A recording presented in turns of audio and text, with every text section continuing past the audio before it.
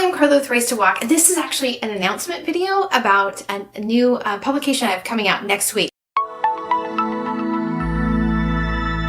But before we get started, a little bit about this channel. Here we share good thoughts about good words, and on Fridays I host a live Bible study on Instagram at Race to Walk, and then I publish 2 videos a week. I publish that video with the Bible study and some study aids, and I also publish a video about books. So if you are interested in either of those things, be sure to like and subscribe and hit the bell for notifications so you get updates about new videos.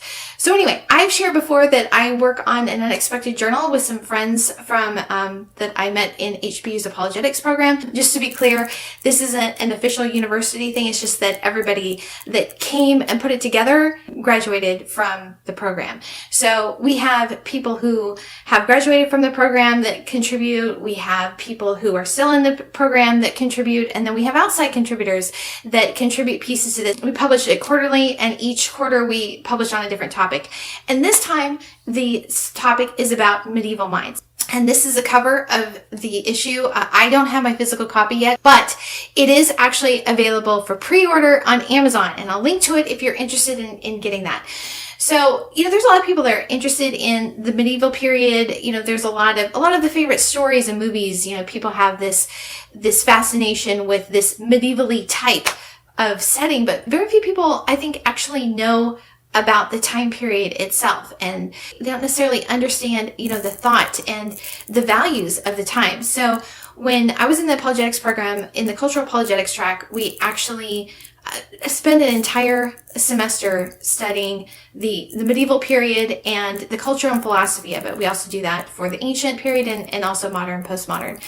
But this medieval class was one of the first classes that I took, and I did publish another video about a month or so ago about Thomas Aquinas, Gremlins and the Second Way. And that was a reflection that I wrote in this particular period. Thomas Aquinas was a theologian during the medieval times. He was one of the people that we studied. I was telling that when I first started the program, I was telling a friend, the first part of the class in the medieval class was studying like church history, and I had already been doing that, and so it really wasn't like a huge stretch. And I was telling her, I can't believe they're going to give me a degree for this. This is awesome. This is some of the stuff I have just been researching on my own. And then we hit Thomas Aquinas, his Summa Theologica, and I was just like, oh my goodness, this feels like graduate school. But I'm really excited about this particular issue. I don't know. As I was going through the pieces, as we were putting it together, I was thinking, man, I feel like I just missed a lot. Either I missed a lot or I forgot a lot. I think maybe part of what it is that some of these same people that are writing these pieces, I think they also took creative writing, and maybe that's where they went over some of the things like the Dream of the Rood. But so I'm just so excited to share these pieces with you. I absolutely love them. Some of the people have written their own creative works. There's one specifically by my friend Carice Gillian, who she wrote a heroic poem. It's The Lady and the Dragon. I love it. I love it so much. And there's some other really awesome creative pieces in there too. When I read the stuff that they write, I think, man, I should have taken that creative writing class with Dr. Ordway, because everybody that goes through that program writes such beautiful pieces. I just love it.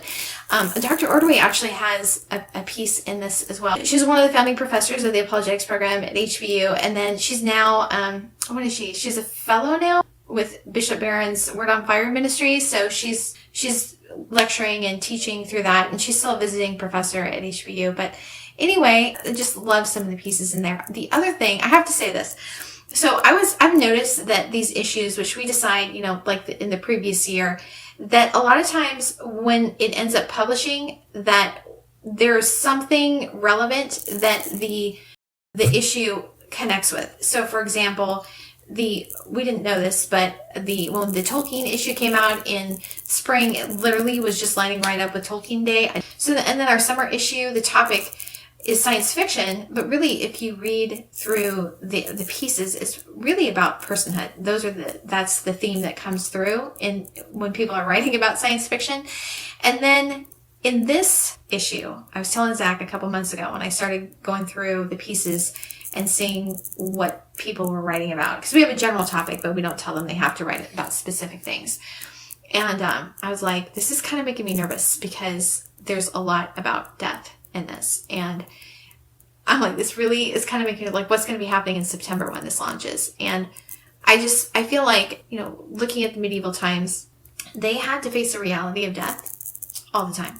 And I think now we have this illusion of control over life. And so there's so many things that we can control that when things come up that we can't, like the pandemic or these fires on the West Coast that are suddenly out of control, that they can only just try to save lives and can't even think about containment right now.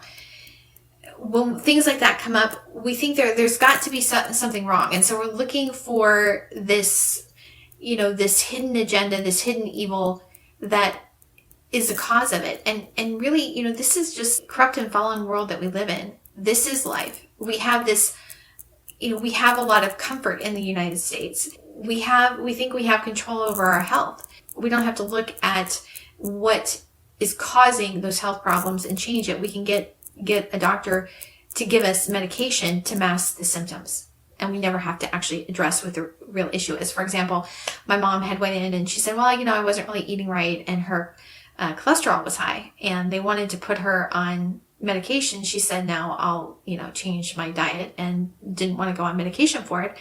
And she went, and she did, and she went back to the doctor and her numbers were normal. And the doctor said, wow, yeah, most of the time people won't do that. And so rather than fixing the problem, we like to mask the symptoms. And we are in a situation right now where we can't mask it. We don't have a way to mask it. And the only way that we can really fix the problem is if we change our behavior, right? And so we don't want to do that. And so in the medieval times, they didn't have a choice. They didn't have a way to mask the problems. They had to face the issues. They had to face death. They had to make those hard calls and those hard decisions. That was one of the things that when we were reading Beowulf, you really saw what courage looks like, staring fear in the face and still going forward.